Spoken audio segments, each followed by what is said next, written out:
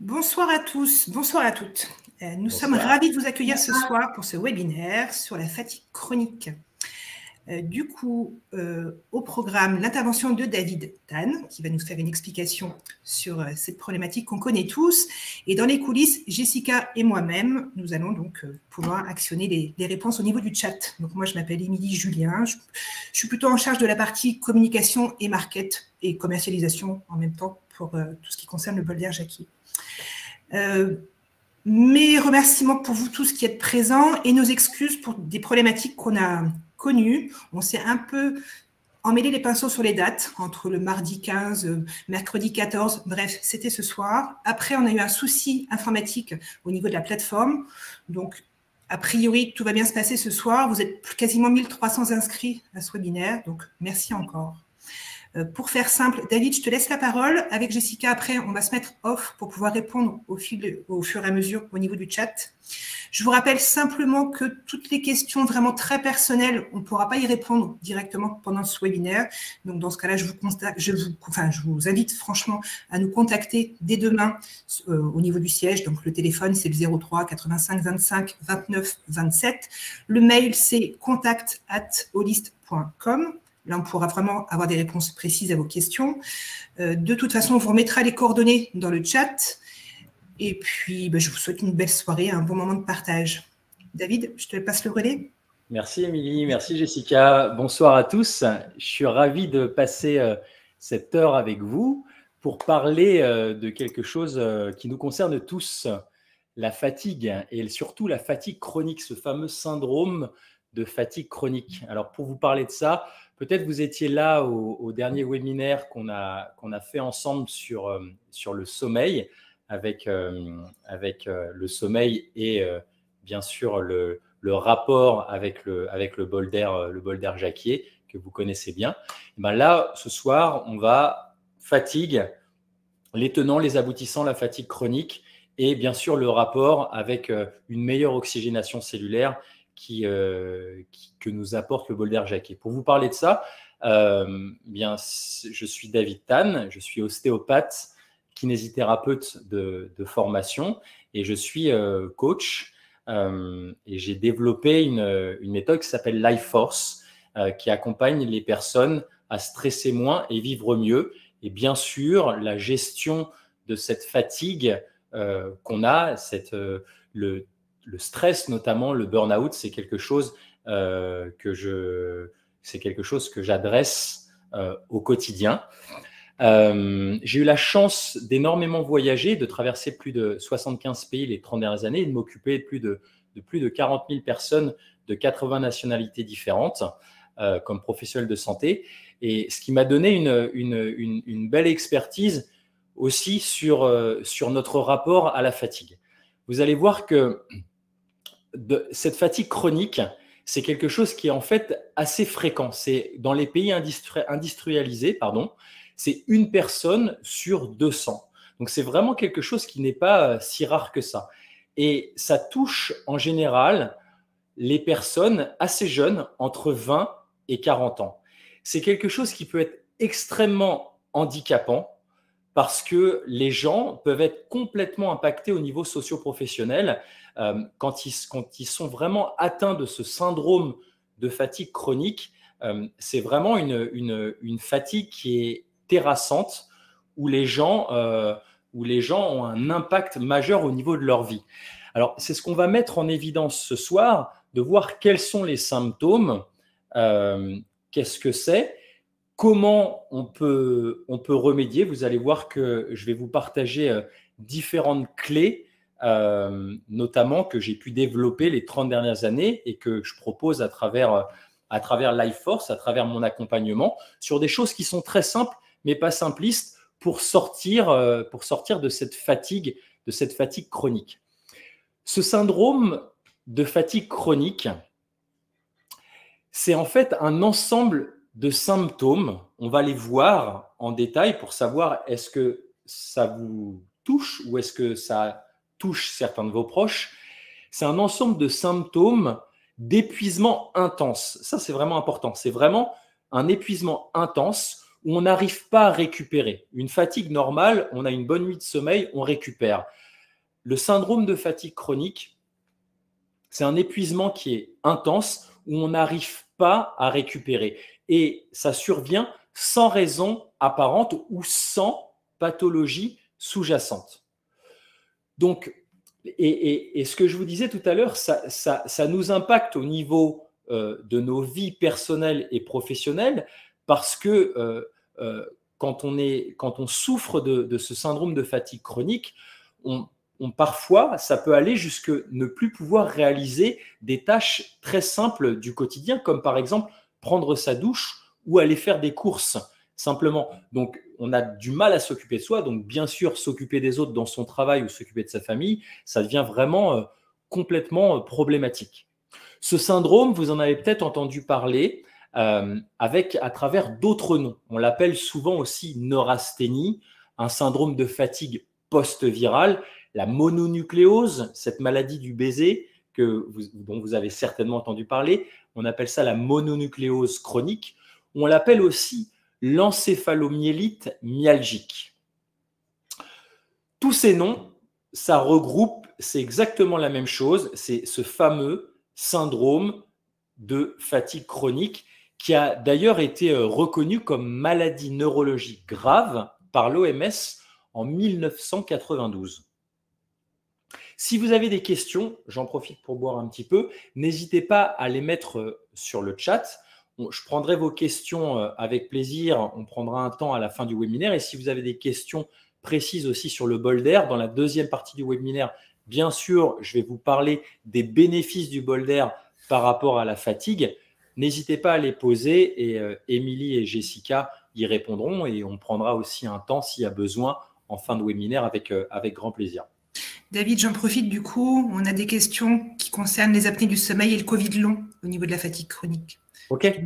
Alors, ce que je vous propose, c'est que je vais dérouler parce qu'il y a beaucoup de choses sur lesquelles, dans le déroulé du webinaire que je veux vous partager, de cette conférence de ce soir, où il va y avoir des réponses. Et si ce n'est pas encore clair, à la fin, on prendra un petit temps avec plaisir. Ça marche, merci. Alors, déjà, les 4 grands critères, il y a 4 grands critères pour savoir si vous avez ce syndrome de fatigue chronique. C'est une fatigue qui est intense depuis plus de 6 mois. Plus de 6 mois, fatigue intense. Ça, c'est le premier critère. Deuxième critère, en général, quand vous avez ce syndrome de fatigue chronique, il y a toujours un malaise qui survient quand vous faites un effort physique. Vous ne vous sentez pas bien après faire un effort physique.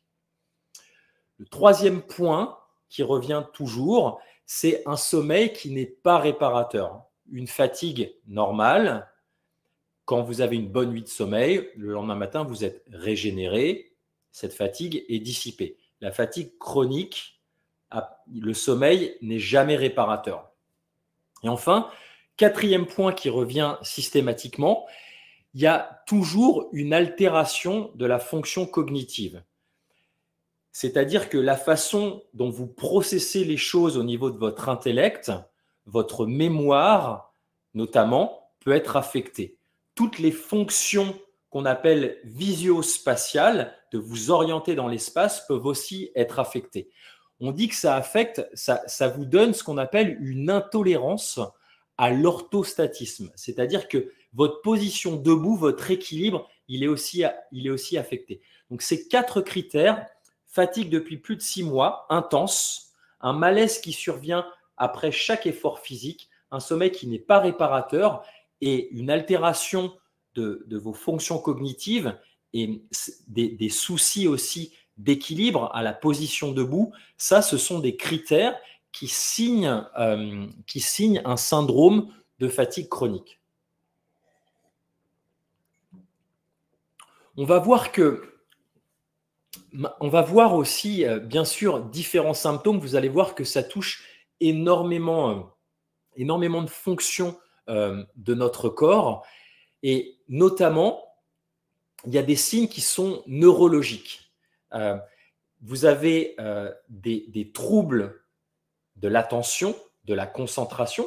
comme on a vu tout à l'heure, un des grands critères, c'était cette perturbation des fonctions cognitives, des troubles de l'attention, des troubles confusionnels, une désorientation très souvent, dyslexie aussi peut apparaître, des pertes de mémoire, des vertiges.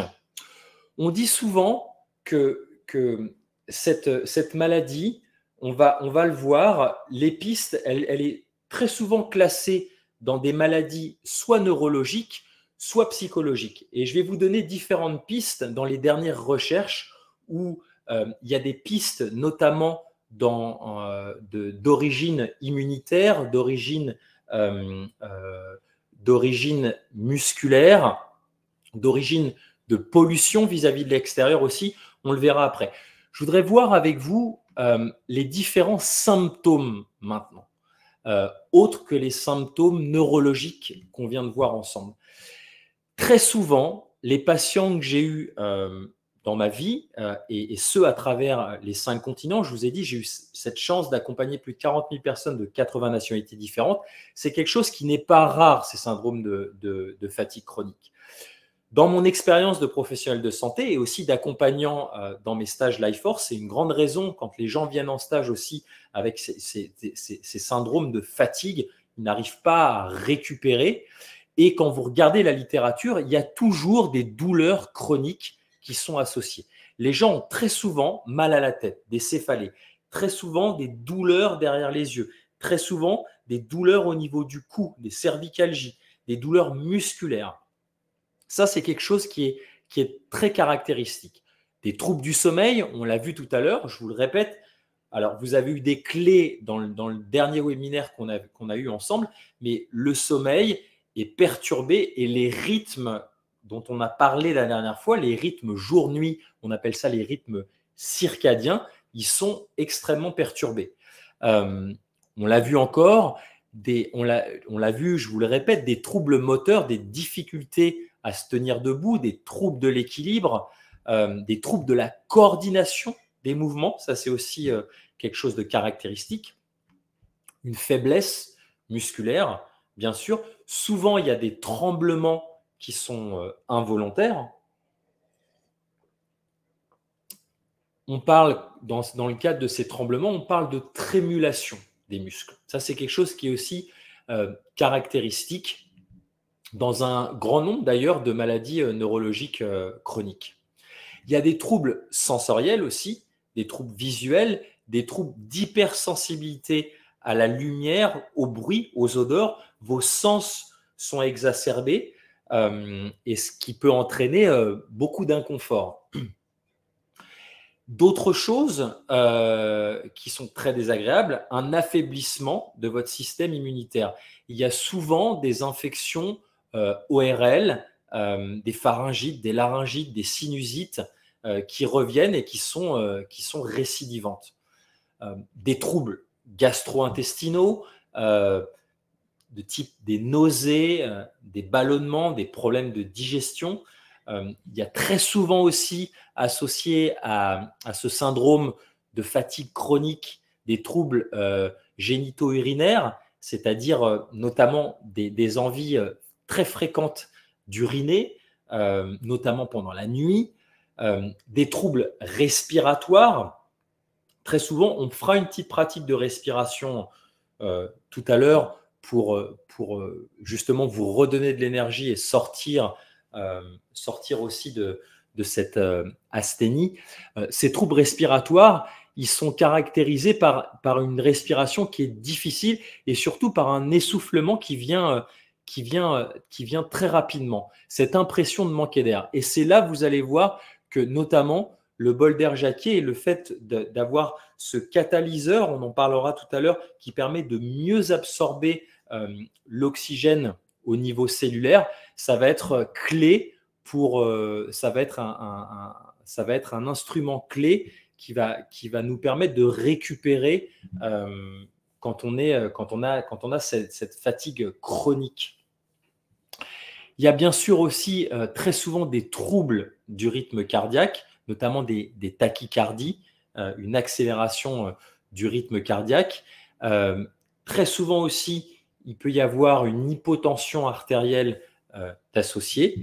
Et enfin, on décrit très souvent aussi dans la littérature une instabilité de la température corporelle. Ça veut dire quoi? Ça veut dire avoir les extrémités, en général, froides en permanence. Les gens, par exemple, un syndrome de Raynaud, quand vous avez tendance à avoir, notamment en hiver, les orteils et les doigts des mains qui sont blancs et qui n'arrivent pas à se réchauffer. Est-ce que tout ça, ça fait sens pour vous? Est-ce qu'il y a pour le moment, Émilie, Jessica, est-ce qu'il y a des questions? Est-ce que ça fait sens? Écoute, oui, ça réagit pas mal. Est-ce que tu fais quelle est la différence entre la fatigue chronique et le burn-out? Je te dis simplement les questions que j'ai un peu à l'écran. Ouais, la fatigue chronique, c'est quelque chose qui est où au niveau physiologique, vous êtes complètement en manque d'énergie. Le burn-out, c'est lié au stress.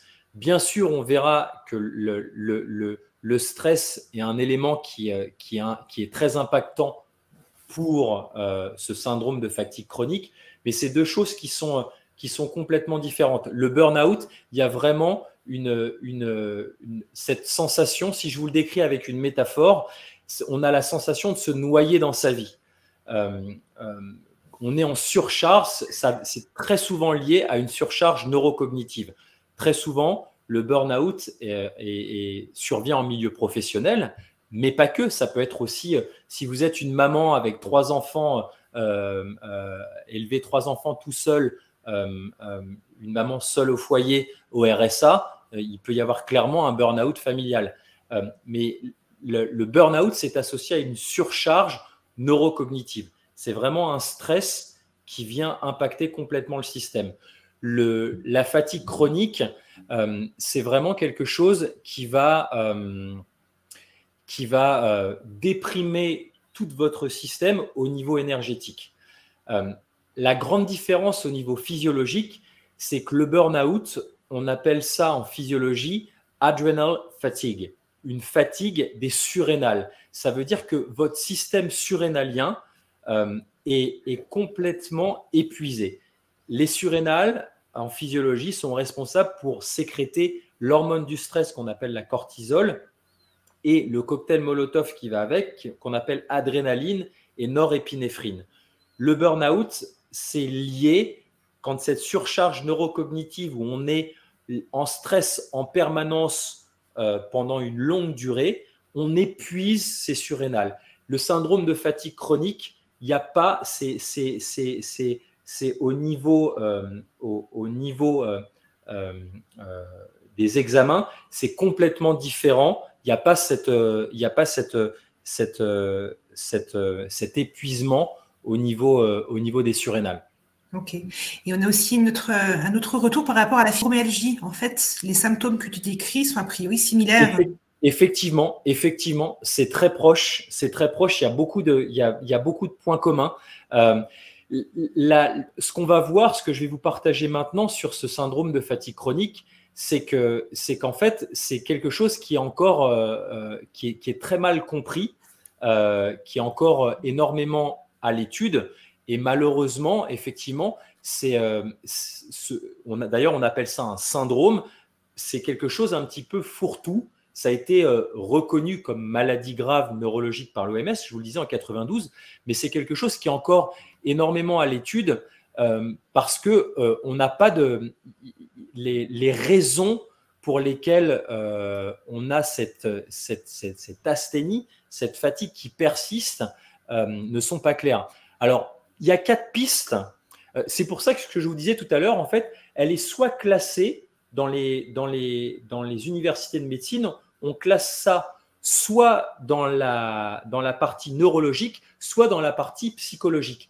Ce qui peut être extrêmement déroutant pour les patients, parce que souvent, il y a un grand parcours médical où les gens cherchent à comprendre ce qui se passe, pourquoi ils ont cette fatigue qui persiste depuis plus de 6 mois.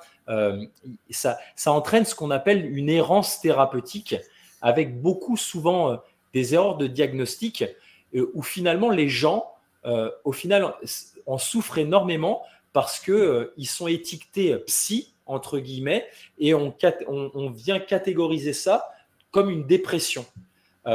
Et comme je vous le disais, c'est quelque chose qui est encore énormément à l'étude. Et ce que je voudrais vous partager avant de vous parler du bol d'air, c'est les 4 pistes qu'il y a en recherche en ce moment pour expliquer ce fameux syndrome de fatigue chronique. Il y a la piste immunitaire, il y a la piste musculaire, la piste hormonale et la piste toxicologique. La piste immunitaire, ça serait un dérèglement, selon les dernières recherches scientifiques, un dérèglement de notre réponse inflammatoire en cas d'exposition au stress ou aux infections.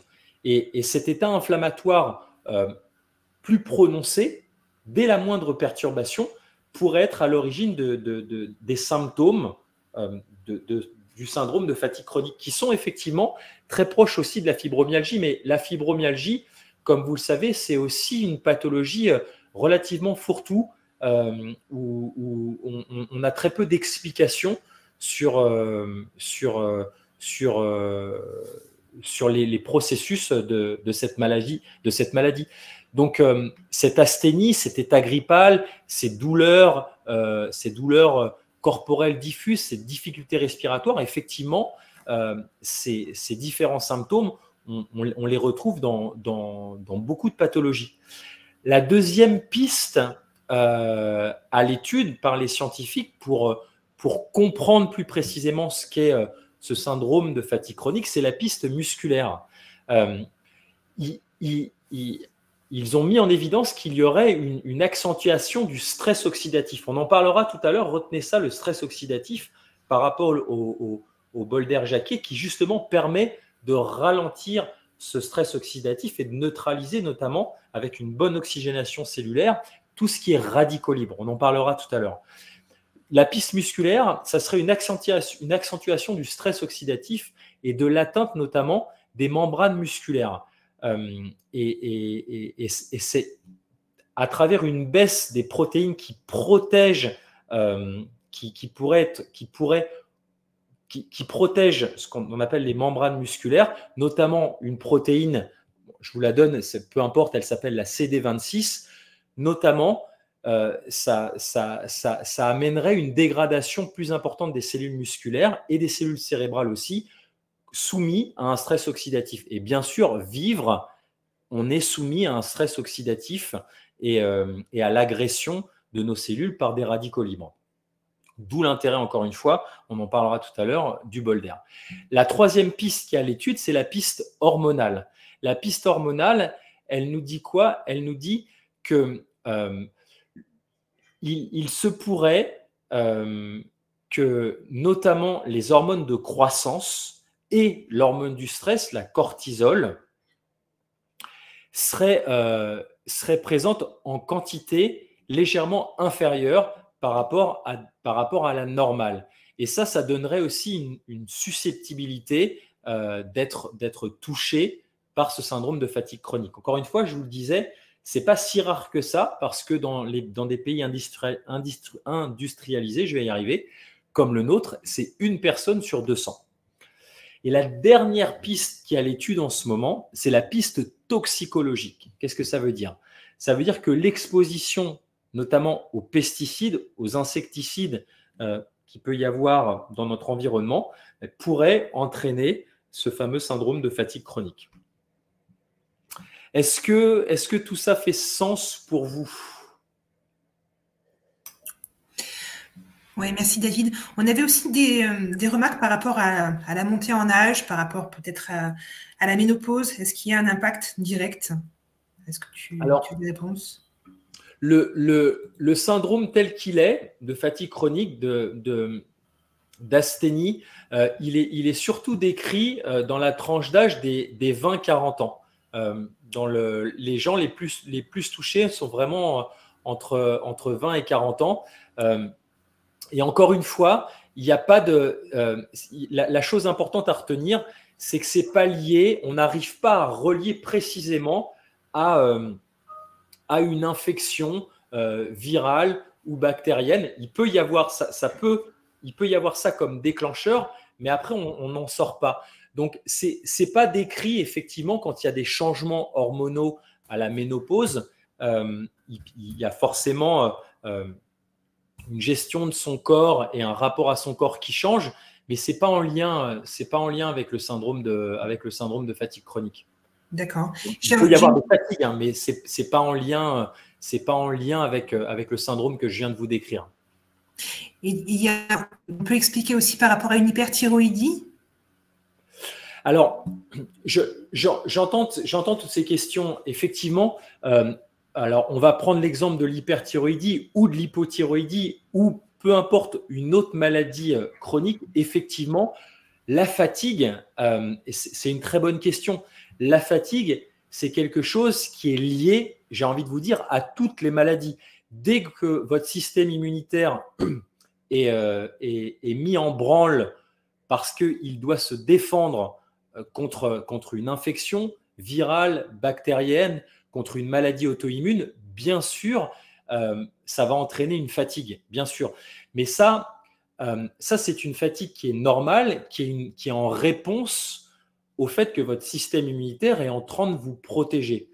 Le syndrome de fatigue chronique, qui nous intéresse ce soir, c'est vraiment une fatigue qui perdure dans le temps, où on ne trouve pas de solution. Et vous allez voir qu'il c'est quelque chose qui dure depuis plus de 6 mois, où on n'arrive pas la personne n'arrive pas à récupérer. Quand vous avez une maladie, une grippe ou même le Covid, il y avait une question de Covid tout à l'heure, il y a tous ces symptômes, dont la fatigue. Mais une fois que vous guérissez, vous retrouvez votre énergie. Syndrome de fatigue chronique, une fois que vous guérissez de cette maladie, par contre, la fatigue persiste. Et c'est une fatigue qui est intense. Encore une fois, il y a un impact au niveau socio-professionnel, au niveau de vos vies personnelles et professionnelles, parce que parfois, les gens n'ont pas l'énergie pour se doucher, pour aller faire les courses, pour sortir du lit. Donc, c'est vraiment quelque chose qui est vraiment très, très impactant. Alors, au niveau des solutions, justement, là, je vous ai dépeint quelque chose qui est effectivement qui est terrible quand on est atteint de ça. C'est quelque chose où il est dit effectivement que c'est quelque chose, cette fatigue, on a énormément de mal à en sortir du syndrome de fatigue chronique. Les traitements, ils sont en fait symptomatiques. Ça veut dire qu'on va adresser chacun des symptômes que vous pouvez avoir. Si vous avez des douleurs corporelles, bien, ça peut être des antalgiques, des antidouleurs, des anti-inflammatoires. Si vous êtes très impacté aussi au niveau interne, très souvent, il y a des antidépresseurs qui sont prescrits ou des anxiolytiques comme des benzodiazépines. Très souvent, on va bien sûr donner des compléments alimentaires, des choses qui sont extrêmement antioxydantes, par exemple comme la vitamine C, des vitamines B, vitamine E, des compléments en acides aminés, en sels minéraux, en magnésium, en phosphore, en calcium, en fer, en zinc.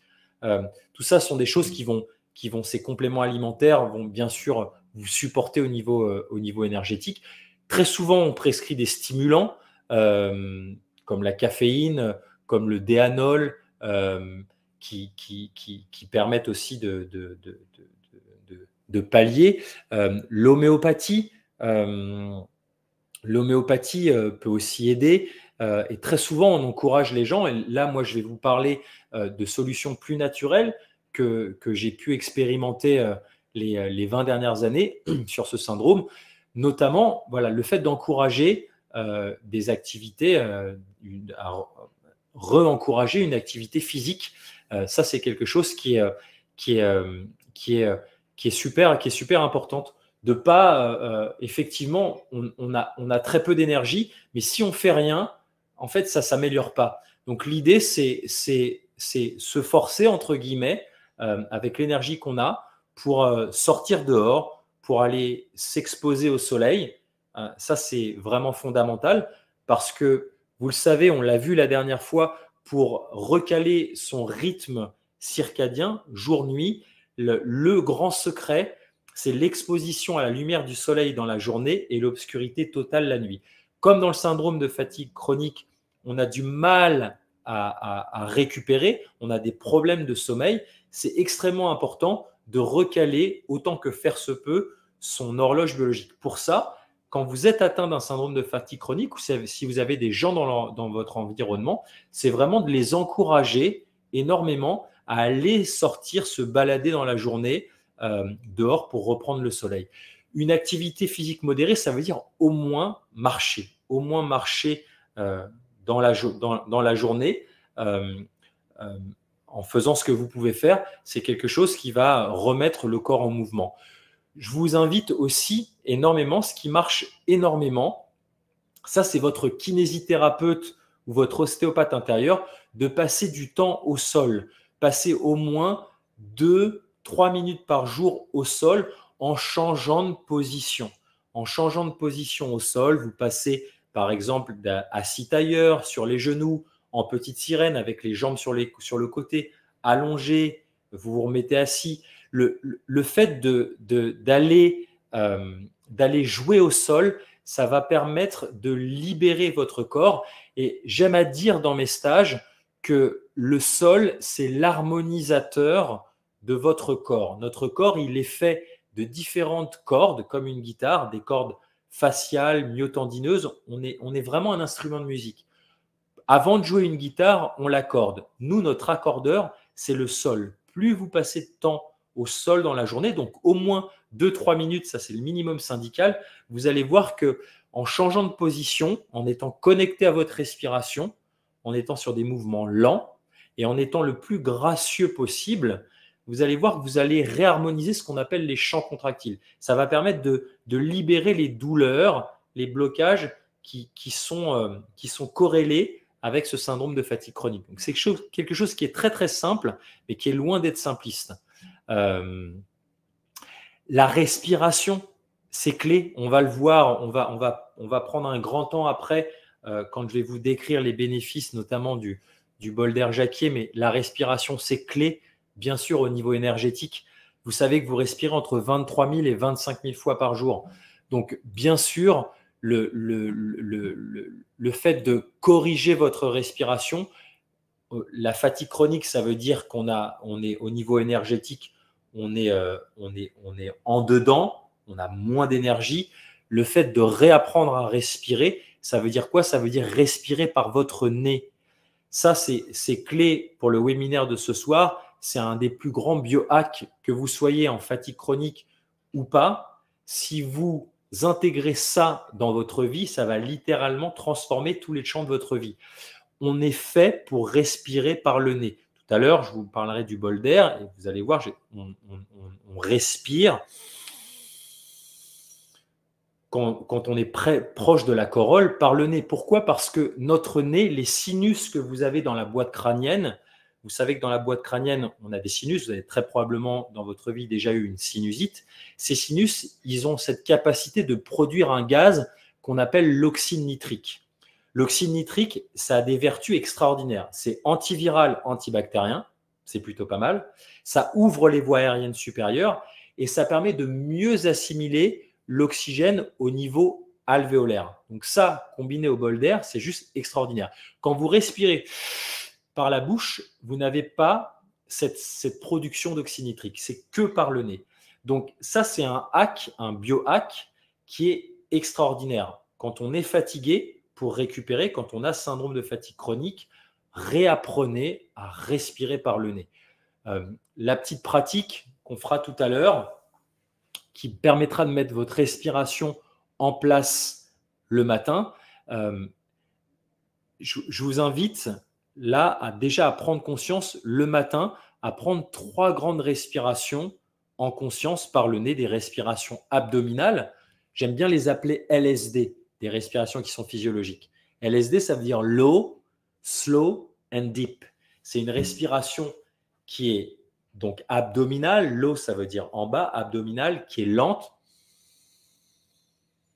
et qui est profonde. Si vous faites ça dès que vous vous levez le matin, quand vous émergez du sommeil, 3 grandes respirations avec vos mains sur l'abdomen, vous allez voir que ça va vous aider à faire infuser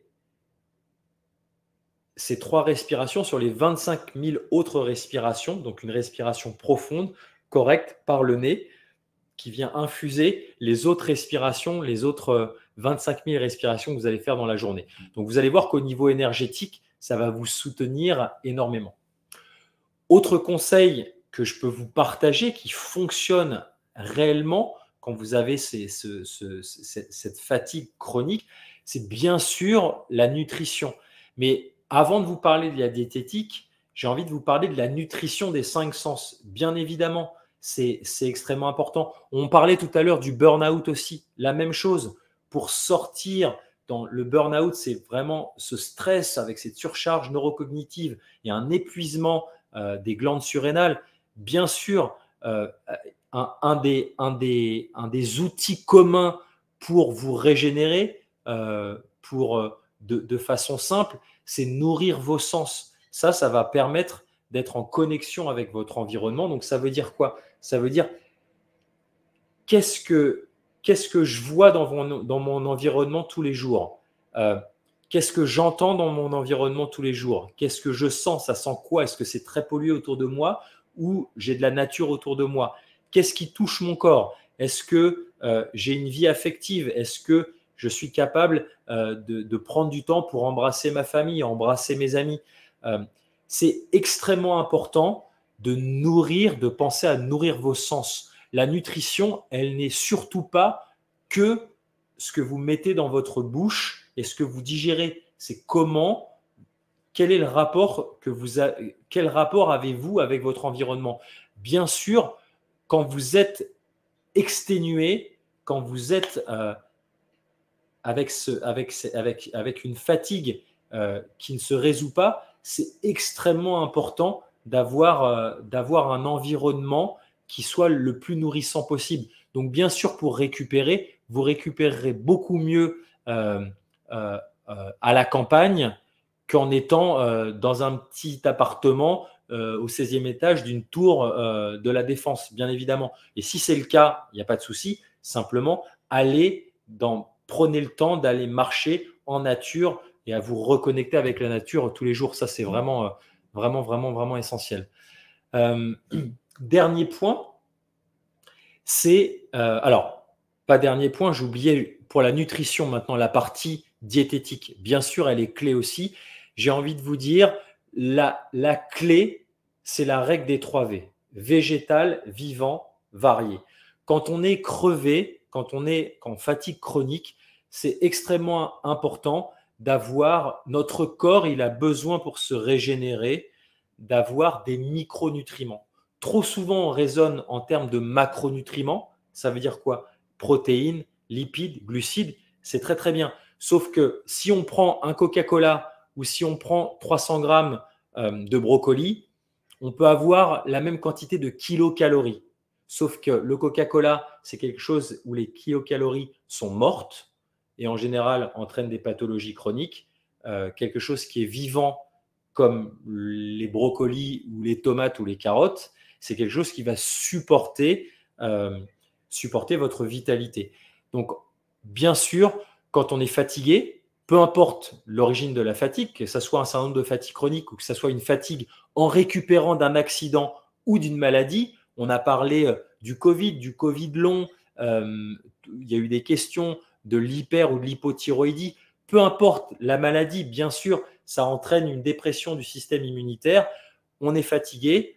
Pour récupérer, on a tout intérêt pour soutenir justement son système immunitaire à lui apporter des bons carburants, c'est-à-dire des aliments végétaux, vivants, variés, un maximum. On appelle ça biogéniques ou bioactifs qui vont soutenir la vie parce qu'ils sont remplis de micronutriments. Le vivant, souvenez-vous, vos cellules, elles fonctionnent avec des micronutriments. Micronutriments d'un côté et l'oxygène qui va être optimisé notamment grâce au bol d'air Jacquet, qui est assez fabuleux pour optimiser l'oxygène qui est récupéré par les cellules. Et dans les cellules, on a des petits moteurs qu'on appelle les mitochondries, qu'on verra tout à l'heure, qui produisent de l'énergie. Donc, un moteur, il a besoin d'essence et d'oxygène pour faire l'explosion. Eh bien, nous, nos cellules, elles ont énormément de petites organites, ces mitochondries, entre 500 et 1300 en fonction du type de cellule qu'on a. Et chaque cellule, on a des trilliards de cellules, vont produire de l'énergie qu'on appelle de l'ATP en puisant l'oxygène et avec le mélange de micronutriments. Et le dernier point que je voulais aborder avec vous, avant de vous parler du bol d'air, c'est vraiment la notion aussi de l'état d'esprit, le mindset. C'est aussi extrêmement important parce que je me suis rendu compte que pour m'être occupé de beaucoup de personnes ayant ce syndrome, ou de personnes qui sont en train de récupérer d'un accident ou d'une maladie et qui sont en lutte avec être fatigué en permanence, avec avoir très peu d'énergie, l'état d'esprit est clé. L'état d'esprit est clé. Pourquoi ? Parce que c'est très facile de rentrer dans un état dépressif. On l'a vu tout à l'heure. Très souvent, en psychologie, les syndromes de fatigue chronique sont traités sont confondus avec des dépressions. Les traitements, je vous ai dit, c'est à base d'antidépresseurs aussi, d'anxiolytiques. Donc, d'avoir le bon état d'esprit en se disant peut-être quel est le cadeau derrière ça ? Comment je vais faire pour récupérer, pour retrouver mon énergie ? Qu'est-ce que je vais pouvoir mettre en place au quotidien pour me challenger ? C'est quelque chose qui est très hormétique, c'est-à-dire avoir des bons petits stress au quotidien, c'est-à-dire me challenger à aller marcher dans un parc, en forêt, pour retrouver de plus en plus mon énergie. Ça, c'est un bon état d'esprit par rapport à quelqu'un qui se victimise en permanence et qui est dans un cercle vicieux et où ça devient très, très difficile de s'en sortir. Donc, le fait de regarder, d'être attentif à votre narration interne et de la transformer, notamment avec cette phrase « Quel est le cadeau ?» Quel est le cadeau mal emballé ? Certes, je vous l'accorde, c'est un cadeau mal emballé, mais quel est le cadeau ? Ça va permettre L'idée n'est pas de trouver une réponse maintenant tout de suite. L'idée est d'être confortable avec la question et que la question soit bien posée. Comme je dis toujours dans mes stages, on n'aura pas une réponse à toutes nos questions dans notre vie. Mais est-ce qu'on est confortable avec la question ? Est-ce que la question, elle est vertueuse ? Ça, c'est vraiment important. C'est vraiment important parce que je pense que la qualité de notre vie et la qualité de notre récupération par rapport à ces fatigues, elle est intimement liée aussi à la qualité des questions qu'on se pose. Voilou, est-ce que ça fait sens pour vous ? Si vous avez des questions, ça sera avec plaisir. Et puis, je vais donner la parole à Émilie ou Jessica, et puis on va parler du bol d'air. Oui, on va faire plaisir à Réjeanne, on va aborder le sujet du bol d'air. Juste avant, David, tu peux nous expliquer à quoi sert, comment faire une bonne expire ? Tu as parlé tout à l'heure de l'inspire principalement. L'expire, ça se passe comment, de manière idéale ? Alors, déjà, le nez, on a un nez pour respirer, on a une bouche pour parler, pour manger. On peut faire l'inverse, mais c'est plus compliqué, comme tu le sais, Émilie. Donc, la bonne façon de respirer dans la journée, quand vous êtes en mode automatique, c'est de vous inculquer et de corriger votre respiration en inspirant par le nez. Faites-le avec moi. Et j'expire par le nez. C'est hyper simple. Pourquoi ? Parce que quand on expire par le nez, mon débit est freiné par rapport à expirer par la bouche, et ça permet de donner une résistance au diaphragme et d'entraîner son diaphragme, qui est un des muscles les plus puissants. Le diaphragme, c'est ce qui sépare la cage thoracique de l'abdomen. C'est deux coupoles. Quand vous inspirez, il descend, et quand vous expirez, il remonte. C'est un piston qui permet de faire rentrer l'oxygène. Donc, l'expiration, elle est naturelle par le nez. Ça, c'est quand on est en mode automatique. Bien sûr, si vous faites du sport, ça peut changer. Une respiration nez-bouche ou bouche-bouche peut avoir aussi un intérêt. Mais pour tout ce qui nous occupe là, c'est la majeure partie du temps de comment on respire dans la journée. Et quand vous travaillez par exemple de votre ordinateur où il n'y a pas une grande dépense énergétique, c'est vraiment corriger ça. Et vous allez voir que 9 personnes sur 10, regardez autour de vous. Moi, c'est mon constat en 30 années de pratique. 9 adultes sur 10 ne savent pas respirer, respirent par la bouche. Les gens sont comme ça. Et ça entraîne de grands soucis physiologiques qu'on va aborder à l'instant avec la présentation du bol d'air. Mais le fait de respirer par la bouche la majeure partie du temps fait que vous hyperventilez et il y a énormément de CO2 qui est relâché. Donc, votre pression partielle de CO2 dans le sang diminue. Ça veut dire que vous intégrez, vous assimilez beaucoup moins bien l'oxygène au niveau cellulaire. Donc, pour bien intégrer l'oxygène au niveau cellulaire, on a besoin d'avoir une certaine tolérance au CO2. Ça s'appelle la loi de Bohr. Et c'est là où intervient le bol d'air Jacquier, qui est extraordinaire parce que ce catalyseur que sont les pinènes vont vraiment permettre à l'oxygène, une fois qu'il est fixé par les hémoglobines, je vais vous le dire tout à l'heure, quand il arrive au niveau cellulaire, va être beaucoup plus facilement capté par les cellules. Et donc, quand on souffre d'hypoxie au niveau cellulaire, le bol d'air, c'est juste extraordinaire pour retrouver une bonne oxygénation, une meilleure oxygénation cellulaire. Et très souvent, bien sûr, la fatigue et la fatigue chronique, mais ce que je vous disais tout à l'heure, c'est pour ça que je vous parlais de cette solution de respirer par le nez, ça va aussi avec des gens qui ne savent pas respirer, donc qui sont aussi très souvent en hypoxie. Alors, le bol d'air Jacquier, mes amis, le bol d'air Jacquier.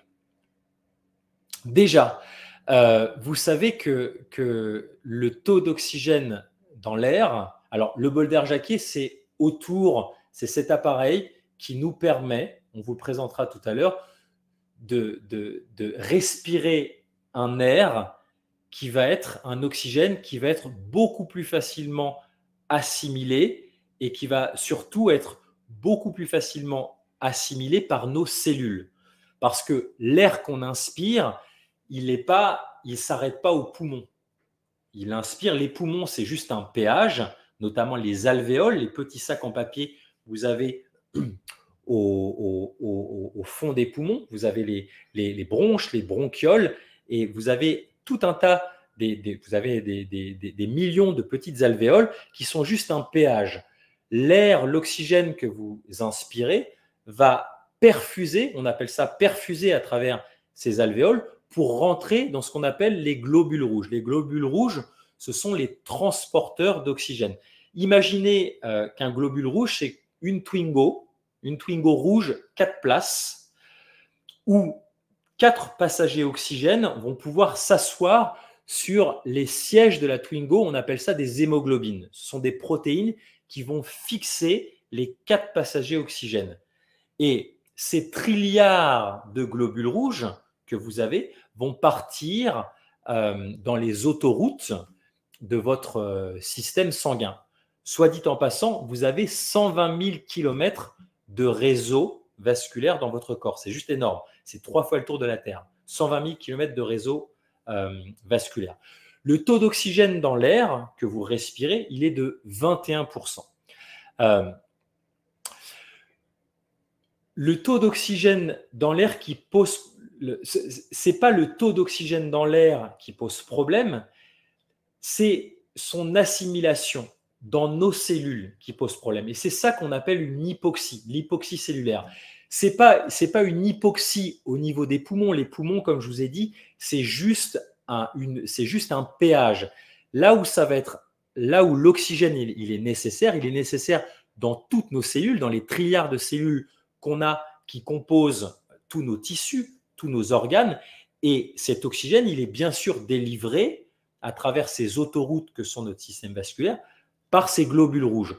Or, pour que les globules rouges puissent délivrer l'oxygène, éjecter les passagers oxygène pour aller dans les cellules, eh bien, on a vu tout à l'heure, c'est bien d'avoir une tolérance au CO2 et c'est très bien d'avoir un air qui est de respirer un air où il y a un catalyseur, et notamment, c'est ce que nous propose le bol d'air Jacquier. Juste avant de rentrer dans les détails de comment fonctionne le bol d'air, je voudrais juste que vous partagiez à quel point l'hypoxie peut impacter tous vos organes et tous vos systèmes. Le fait d'avoir moins d'oxygène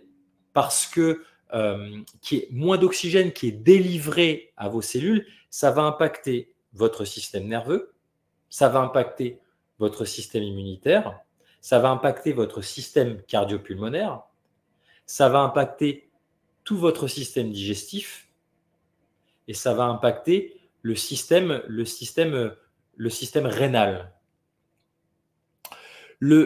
C'est vraiment l'hypoxie, c'est vraiment un cercle vicieux et c'est vraiment quelque chose de contemporain.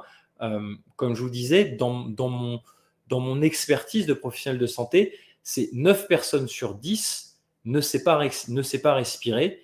Et en respirant par la bouche, effectivement, on souffre très rapidement d'hypoxie à cause de cette hyperventilation. Donc, ça entraîne un manque d'énergie, ça entraîne un ralentissement de toutes vos fonctions cellulaires, ça entraîne une fatigue. On a parlé énormément de la fatigue aujourd'hui, un dysfonctionnement à différents niveaux. Ça entraîne beaucoup plus de stress oxydatif. Il y a énormément de troubles organiques qui peuvent s'installer et puis des pathologies qui peuvent apparaître dues au fait que vos cellules sont simplement sous-oxygénées. Alors, la beauté du bol d'air qui a été découverte par René Jacquier, qui était un chimiste auprès notamment de grands groupes industriels, il a dévoué une partie de sa vie à comprendre l'oxygénation cellulaire. Et il s'est rendu compte que certaines molécules, notamment la térébenthine, qui est extrait des pins, et chez Holist, la térébenthine est naturelle et extrait notamment des pins maritimes dans les Landes. On appelle ça le Pinus pinaster, qui est très très riche en alpha et en bêta-pinène. Et vous allez voir pourquoi, à quel point cette pinène, elle est importante. Parce qu'en fait, cette molécule qui fait partie de la térébenthine, que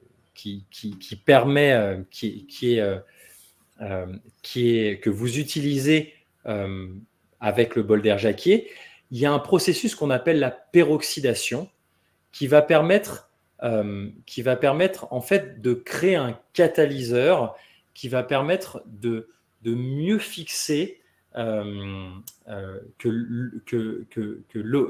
l'oxygène soit mieux fixé par les hémoglobines et que l'oxygène soit aussi plus facilement délivré aux cellules là où il est nécessaire.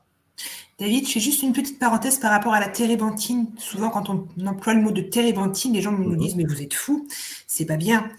Là, on parle d'une térébenthine naturelle, une térébenthine officinale. La térébenthine qu'on utilise, l'orésine, c'est vraiment le produit brut issu de la distillation de la résine de pin. Donc concrètement, lors de la récolte de la résine, donc de mai à septembre, sensiblement, on récolte la résine brune, on l'emmène chez un distillateur et on va obtenir 30% de cette huile essentielle de térébenthine. Les 70%, ça concerne la colophane, c'est le produit, le résidu issu de la distillation. Mais nous, ce qui nous concerne, par rapport au bol d'air, c'est vraiment cette térébenthine, cette orésine issue du produit 100% naturel qui est la résine de pin. Je referme ma parenthèse. Merci, Émilie. Et effectivement, cette térébenthine naturelle, elle a déjà des propriétés naturelles qui sont assez incroyables. Vous le savez, si vous êtes déjà baladé dans des pinèdes, notamment dans les Landes. Moi, j'habite dans une pinède au Portugal. Ces propriétés naturelles sont déjà assez extraordinaires. On dit que c'est antiparasitaire, que c'est antalgique, c'est désinfectant, c'est antispasmodique, c'est diurétique, c'est vermifuge. Et le fait, en plus d'avoir ce procédé à travers la peroxydation qui est permis par le bol d'air, ça va donner des propriétés supplémentaires, des propriétés bactéricides, des propriétés lipophiles, antioxydantes, qui vont combattre le stress oxydatif, qui vont stimuler le système immunitaire, qui sont anti-inflammatoires, anti-stress, qui sont décongestionnants, qui augmentent la saturation en oxygène et qui augmentent la diffusion tissulaire de l'oxygène. Donc, c'est vraiment à travers ce procédé de peroxydation que donne le bol d'air, on va vraiment potentialiser et optimiser ces effets de la térébenthine naturelle. Et du coup, une petite question, David, ce serait quoi, du coup, pour toi, l'impact d'une meilleure oxygénation cellulaire, d'une oxygénation cellulaire équilibrée, quant à la fatigue chronique, si je reviens sur le cœur de notre sujet de ce soir? J'ai envie de te partager, Émilie, et à vous tous, que c'est en fait le nerf de cette guerre de lumière, parce qu'une meilleure oxygénation va forcément impacter tous les champs de votre vie et les 6 systèmes de votre corps humain, puisque notre corps est formé de cellules, de trilliards de cellules. Si on apporte une meilleure oxygénation, les cellules vont pouvoir produire plus d'énergie. Pour produire de l'énergie, c'est très très simple. Une cellule, elle a besoin d'oxygène, elle a besoin de micronutriments, comme on a vu.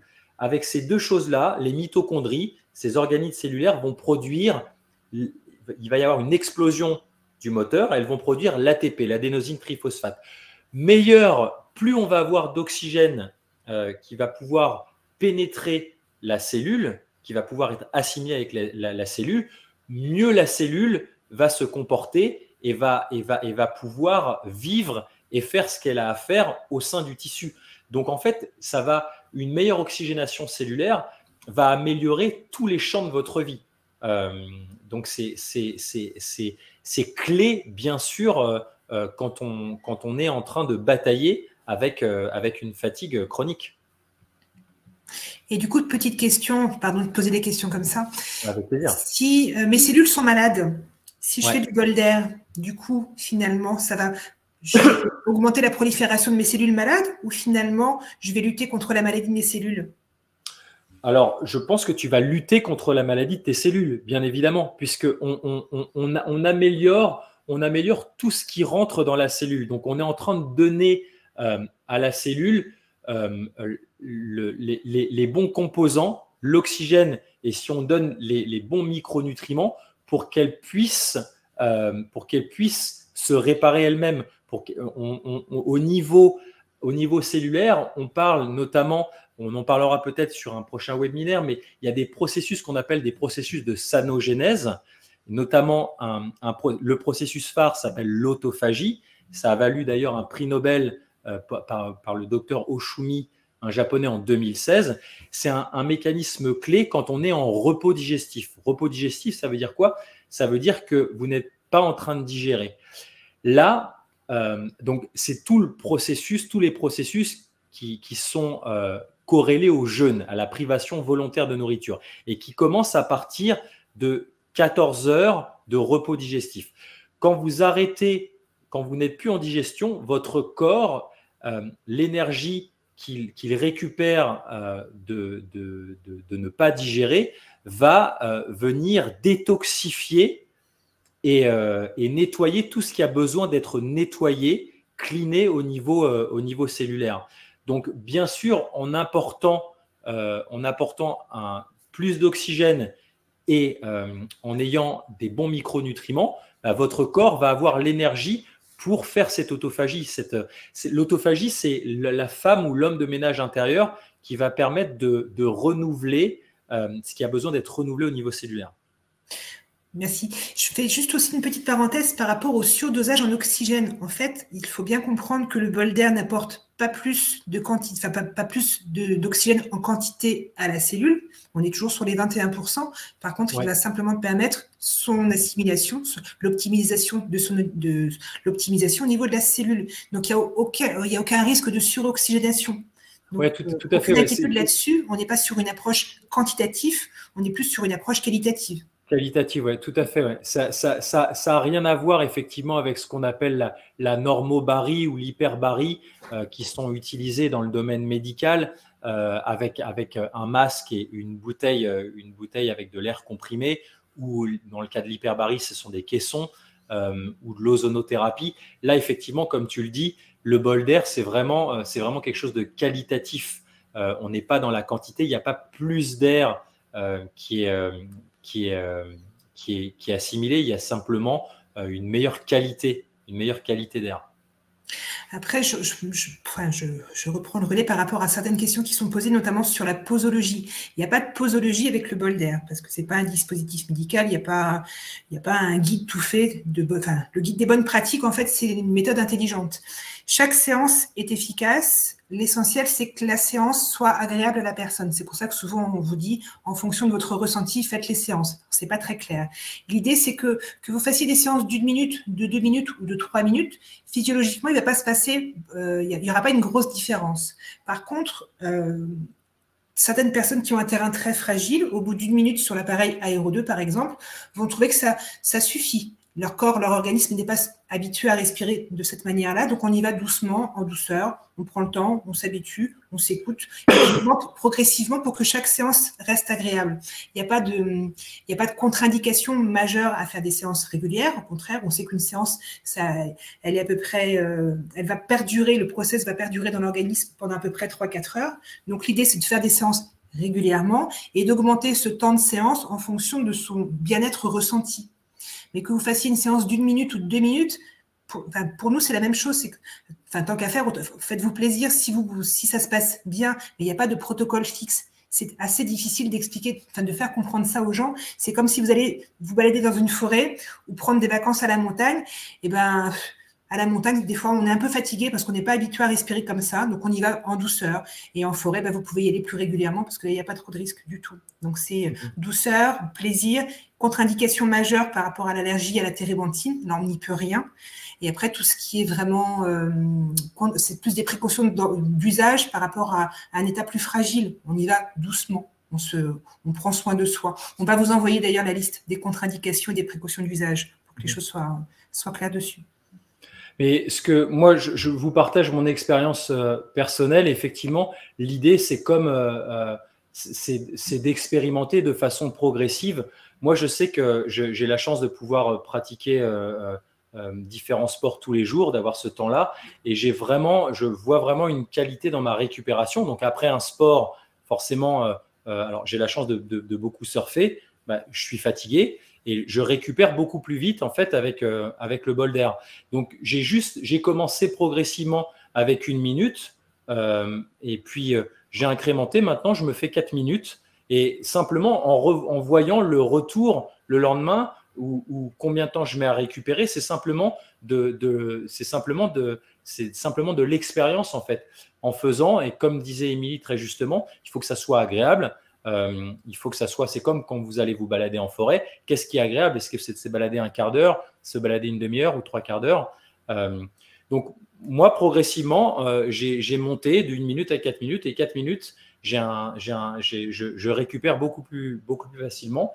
Et j'aime bien aussi faire une autre séance systématiquement avant d'aller me coucher le soir. C'est quelque chose aussi en faisant une petite cohérence cardiaque et en faisant 3 minutes de bol d'air. C'est quelque chose aussi où j'ai clairement vu une nette amélioration dans mon endormissement et la qualité du sommeil. Et par rapport justement aux séances en fin de journée, les personnes qui souffrent d'apnée du sommeil, en tout cas nos clients, leur retour d'expérience, c'est vraiment une sensation d'une meilleure efficacité quand les séances sont juste avant d'aller se coucher, vraiment avant d'aller s'endormir directement. c'est souvent le retour d'expérience qu'il y a. Et par contre, d'être, entre guillemets, vigilant sur les séances qui pourraient avoir lieu vers 17-18 heures, ça pourrait avoir l'effet d'un café noir. Donc, des gens qui sont sensibles, eh ben, on teste. Peut-être que la première soirée, ce sera un peu plus élevé que d'habitude. Excusez-nous, mais c'est vraiment à tester. C'est à individualiser. C'est vraiment juste avant d'aller dormir, individualiser de toute façon. Pardon, je suis en train de faire la parenthèse. Est-ce qu'il y a quelques questions ou... Oxygène et cancer. On sort du sujet sur la fatigue chronique. En tout cas, par rapport au bol d'air, ce n'est pas une contre-indication du tout. On a malheureusement beaucoup d'utilisateurs qui sont sous traitement. Par rapport à des chimios, aucune contre-indication. Par rapport à la radiothérapie, par précaution, on dit la veille, le lendemain, comme on augmente les défenses antiradicalaires, on ne peut pas aller à l'encontre du traitement. Donc, c'est pour ça, la veille, le lendemain du traitement, on n'en fait pas. Mais sinon, il n'y a pas de contre-indication majeure par rapport à ça. Ouais. On est, par rapport à Holist, par rapport au bol d'air, on est de plus en plus présent dans des centres de médecine intégrative, donc où il y a vraiment, où on replace l'humain au centre de l'attention de tous, par rapport à des problématiques à 360, c'est pas juste une problématique symptomatique, c'est ce que tu expliquais tout à l'heure par rapport à la vie, au cadre de vie, l'entourage, le boulot, la condition physique forcément. Et c'est vrai qu'on est de plus en plus, on est assez content que de plus en plus de thérapeutes, de professionnels de santé utilisent le bol d'air avec plein d'autres choses en complément d'autres méthodes. Il y a vraiment une synergie qui se met en place. Bien sûr. C'est vraiment quelque chose qui soutient au niveau immunitaire. Donc, que ça soit sur un problème de cancer ou toute autre pathologie, on va bien sûr mettre tous les mécanismes de régénération seront soutenus par une meilleure qualité d'air et par une meilleure oxygénation cellulaire. On récupérera mieux de n'importe quelle maladie ou n'importe quel accident dans un milieu naturel où l'air est pur par rapport à vivre dans une ville extrêmement polluée. Donc, c'est en ça aussi que le bol d'air est je trouve est très chouette, parce que quand on n'a pas forcément la chance de vivre à la campagne toute l'année et qu'on vit en ville, ça va aussi optimiser la qualité de l'air que vous vivez, que vous respirez dans votre appartement le soir. Donc c'est aussi, je trouve qu'en ça, c'est aussi assez extraordinaire. Je reviens sur des questions qui reviennent régulièrement dans le chat. Il faut bien comprendre que le bol d'air n'est pas un diffuseur d'huile essentielle. S'il n'y a pas de transformation via la peroxydation, cette action oxygénante n'existe pas. Donc, on ne peut pas comparer les deux, c'est pas possible. L'huile essentielle de térébenthine, elle a des propriétés avant peroxydation, mais elle en acquiert de nouvelles une fois qu'elle est peroxydée. Donc, on ne peut pas. Je vous déconseille fortement d'inhaler de l'huile essentielle de térébenthine, son intégralité, ça risquerait plutôt de vous donner mal à la tête. Par contre, là, on extrait les parties les plus volatiles de cette huile essentielle. C'est pour ça qu'il y a un barbotage qui permet d'extraire ces molécules qui sentent bon, qui vont être transformées par le dispositif. Et vous, en sortie, vous êtes à quelques centimètres de la corolle de respiration pour faire une séance. C'est des séances qui sont plutôt courtes, plutôt agréables en plus, ça ne gâche rien. Mais c'est pas du tout un diffuseur. Il y a des diffuseurs qui marchent très bien pour d'autres choses. Là, on est vraiment sur une action oxygénante au niveau de la cellule. On ne peut pas comparer les deux. On a plein de questions, en fait. Je ne sais plus. Dans tous les cas, encore une fois, pour toutes les questions personnelles, je vous invite franchement à nous recontacter dès demain. Là, ce soir, tout le monde est parti. Je me sens un peu seule au bureau. Mais dès demain, 9h, 9h30, l'équipe sera là. Donc, téléphonez-nous directement. On n'arrivera pas de toute façon, malheureusement, à répondre à toutes ces questions. Jessica a envoyé les liens sur des dossiers thématiques, sur d'autres webinaires pour compléter un petit peu tout cela. Mais je suis désolée, je vois que l'heure passe et ça n'arrête pas. Pardon. Oh. Je suis en train de lire en même temps. Est-ce que tu veux montrer le bol d'air? Je peux montrer le bol d'air. Ouais. Cette semaine, j'étais sur... je vais faire une parenthèse pour essayer de calmer tout le monde. J'étais dans une écurie. En fait, on a mis en place un appareil pour les chevaux. C'est le même procédé, c'est le même principe. Simplement, l'ergonomie a été revue pour pouvoir l'adapter au cheval, qui a quand même une capacité respiratoire assez impressionnante. Et ce qui est le plus impressionnant, c'est de voir le cheval qui fait sa séance. Alors lui, il fait des séances de 8 minutes maximum, et le cheval est posé. La première séance, il dit, tiens, c'est bizarre ce truc, ça fait un petit peu de bruit, ça sent un peu bizarre. Et la deuxième séance, il vient, il se pose, et il reste là tranquillement pendant 8 minutes. Et je pense que le cheval a tout compris. Ouais. Pareil, ça ressemble un petit peu à ça. Pardon, je suis avec mon ordinateur, c'est pas génial. Voilà, c'est un dispositif qui est comme ça. Et l'idée, si je vous le fais pour de faux, en fait, on est vraiment à quelques centimètres de la corolle. On n'est pas trop loin, parce que comme c'est très volatile, si je suis à cette distance-là, ce serait comme un diffuseur, en fait. Aucun intérêt. Les molécules aromatiques étant volatiles, on est vraiment à une largeur de main, grand max, de l'appareil. Et on respire, donc, comme tu disais tout à l'heure, principalement par le nez. Si on a le nez bouché, on respire quand même, de toute façon, on trouvera la solution. L'idée, c'est ça. Je suis en train de regarder. Jessica, je ne sais pas si tu veux revenir. Je n'ai pas pu voir, moi, toutes les questions qui se passent, qui ont lieu en direct sur le chat. Peut-être...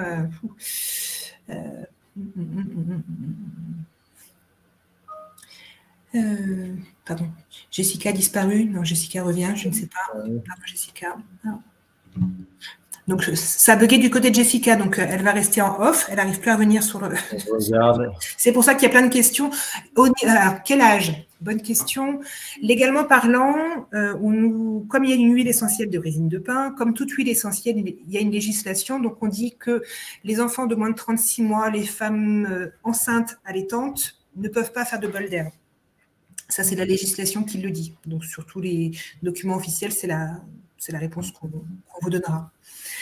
Après, pour ceux qui veulent vraiment aller plus loin, on a sur le site internet une liste de professionnels de santé qui sont équipés, qui peuvent proposer des séances à l'unité en forfait sans forcément passer par un accompagnement thérapeutique. Donc, c'est vraiment en toute indépendance. Donc, ça, vous pouvez aller faire des séances librement, en toute sécurité. De notre côté, au niveau de l'Ist, on est pas mal présent sur le terrain. Donc, on est basé en Bourgogne. On récolte effectivement en Aquitaine, mais sinon, on bouge pas mal. On a une boutique à Paris, à côté de la Bastille. Et là, les salons, les congrès reprennent. Post-Covid, c'est plutôt pas mal. Donc, on aura la chance d'être cette fin de semaine sur Lyon. Généralement, quand on est comme ça en province, on fait et un congrès et un atelier pratico-pratique pour le professionnel de santé. Après, on sera à Marseille, après on sera à Avignon, on sera à Rennes, on sera à Bordeaux. Enfin, on bouge un petit peu dans tous les sens. Donc, n'hésitez pas à nous contacter aussi pour voir où nous serons présents, pour essayer peut-être d'aller tester, d'aller nous rencontrer, de poser plus de questions si besoin était. En fait, j'ai plein de questions, pardon, qui... Je regarde aussi avec toi, là. Effectivement, il y a beaucoup de questions. De toute façon, ça vient vraiment en synergie de tout ce que les personnes vont pouvoir faire. Alors, typiquement, j'ai un pacemaker et très vite, je le ressens, est-ce compatible? Oui, il y a encore une fois, le fait d'améliorer son oxygénation cellulaire ne peut qu'améliorer les choses. Alors, à Lyon, ce n'est pas le salon Marjolaine, c'est le salon Prime Vert ce week-end, pour info. Ce sera Médecine douce à Marseille. Bonsoir Sandrine Sarah-Bérousse, bonjour chez les Landais, pardon, c'est bien. Du coup, tu vois les gens qui sont là, c'est très bien. De toute façon, le replay sera donc renvoyé à l'ensemble. N'hésitez surtout pas à nous recontacter par mail, par téléphone, sans aucun souci. Mais c'est vrai qu'il y a plein de questions. Je vois, par rapport à l'épilepsie, par précaution, on se dit que les épileptiques, tant qu'à faire, pas trop de bol d'air, surtout quand on est épileptique, terpène dépendant. C'est l'inhalation de molécules terpéniques déclenche des crises d'épilepsie. Forcément, on vous déconseille, bien entendu, de ne pas... Enfin, oui, il ne faut pas en faire, quoi. Muriel, pour des salons dans les grandes villes, écoutez, principalement, c'est souvent les grandes villes qui font des salons, malheureusement. Mais Jessica vous a envoyé la liste de tous les événements sur lesquels on sera présent sur le premier trimestre, premier semestre. Il y a pas mal de choses. Ça défile. Je ne sais pas, David, si tu arrives à les lire. Non, ça va vite aussi. Je préfère l'expression holotropique avec un relâchement.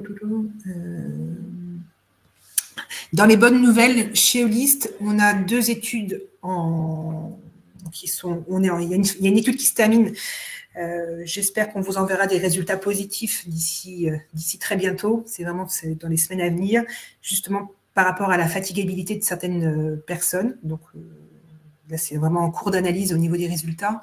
Il y a une autre étude qui aura lieu chez nos copains du CHU de La Réunion, qui, eux, vont mettre en place une étude clinique par rapport aux nausées et vomissements post-op. Donc, on va voir ce qui se passe aussi. Je profite de ce moment-là aussi pour faire de la pub pour une association qu'on aime bien qui s'appelle Allier Santé, qui essaye vraiment de faire connaître ce que c'est que la médecine intégrative. Donc, on vous invite franchement à voir ce que c'est. Enfin, on ne touche rien, c'est vraiment de l'information globale pour essayer de... de toute façon, on avance tous dans le même sens, ça c'est plutôt intéressant. Et notamment sur les salons, sur les congrès, on diffuse un petit peu le petit teaser qu'ils ont mis en place. Tout à l'heure, j'ai vu aussi passer dans les questions, dans les réflexions le Boulder, en thermalisme. On est de plus en plus présent, effectivement, sur des thématiques qui n'ont rien à voir les unes avec les autres. Mais finalement, ce que tu disais tout à l'heure par rapport au bienfait de l'oxygénation cellulaire, ça a vraiment une action à 360. Ça rentre vraiment en synergie, quelle que soit la problématique, ou même quand il n'y a pas de problématique, c'est toujours indispensable. Donc, on a des cures, je sais pas, perte de poids, sport, anti-tabac, post-cancer, en fibromyalgie, pour les Covid longs également. C'est important ce que tu dis, parce qu'effectivement, ce n'est pas que, ça ne s'adresse pas que à la récupération.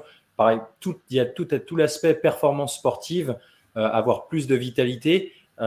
C'est pas parce que vous avez simplement un symptôme. Bien sûr, ça va améliorer, mais le fait d'améliorer son oxygénation cellulaire, ça va améliorer tous les champs de votre vie et bien sûr, si vous êtes sportif, vos performances sportives.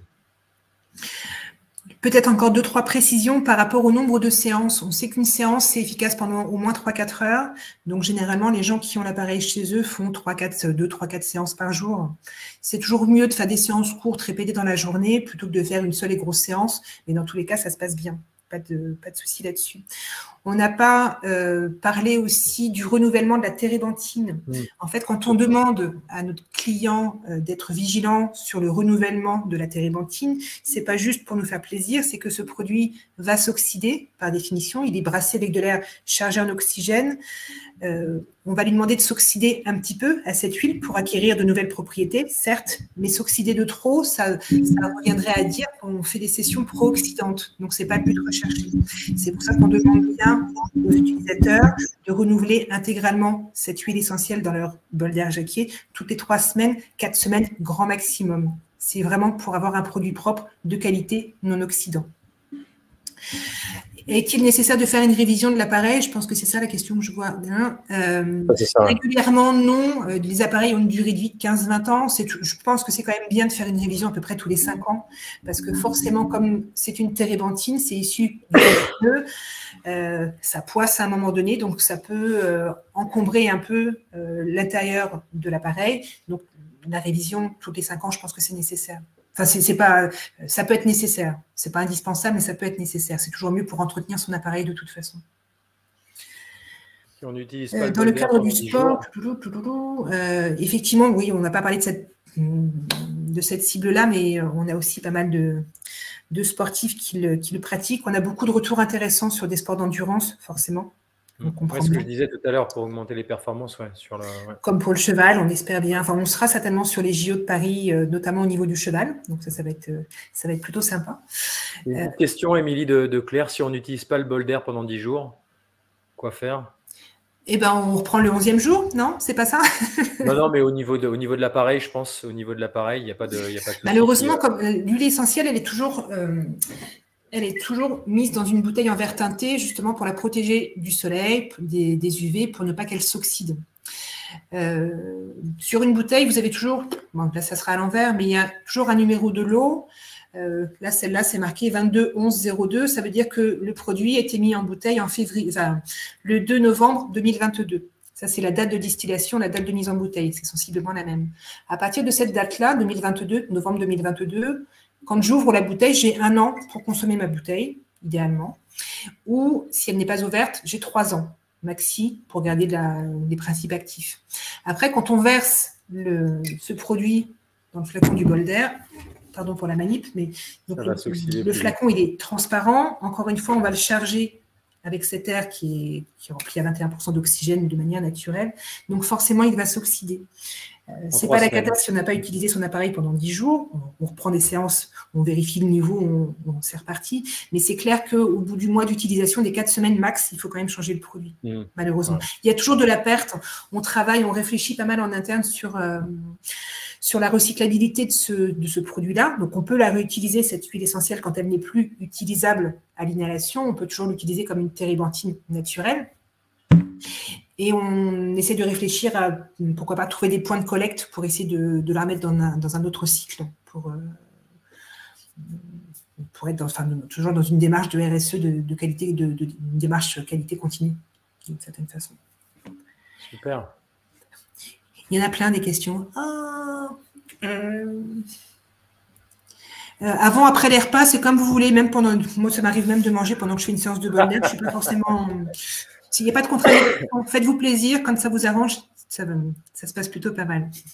Faut-il faire des pauses? De toute façon, par définition, on fait toujours des pauses. Ça, c'est bien. Partez en vacances, oubliez votre bol d'air ou emmenez votre bol d'air en vacances. Si vous ne faites pas de bol d'air pendant une semaine, pendant un mois, il n'y a pas d'accoutumance, donc pas de souci. Souvent, les personnes qui font un arrêt se rendent compte que quand ils reprennent les séances, que c'était quand même bien mieux quand ils faisaient des séances régulièrement, malheureusement. Mais c'est bien sûr, on fait des pauses, toujours des petites fenêtres thérapeutiques comme ça. On arrête un petit peu, on laisse le corps reprendre un petit peu ses droits. Il va falloir qu'on analyse, nous, de notre côté, toutes les questions. Si vous avez des envies, des besoins par rapport à des thématiques pour des prochains webinaires, on est à l'écoute, forcément. Il y en a déjà quelques-uns de programmés, mais n'hésitez pas s'il y a des thématiques précises que vous voulez aborder, parce qu'à chaque fois, à la fin de nos webinaires, ça part toujours un peu dans tous les sens, parce qu'il y a toutes les questions qui viennent. On n'est plus forcément en lien contre la thématique initialement posée, mais voilà, c'est les joies du bol d'air, on agit à 360. C'est pas mal, David, on est bien, non? On est bien, on est très bien. Bon, ça fait 1h21 de webinaire. Je pense qu'il va falloir qu'on s'arrête là. Il faut qu'on agisse sur notre fatigue chronique aussi individuellement. C'était très riche. En tout cas, merci à tous, franchement, d'avoir été encore aussi nombreux ce soir. C'est toujours un plaisir de mettre ça en place. Merci à toi, David. Merci à vous tous. Et puis encore une fois, on reste à votre disposition. Plus maintenant, mais on répondra dès demain de toute façon à vos questions. Et on vous renvoie le webinaire de toute façon en replay. Merci David. Merci Émilie, merci à tous, bonne soirée. Merci Jessica, même si tu ne peux pas te reconnecter avec nous. Bonne soirée à vous tous. Bonne soirée.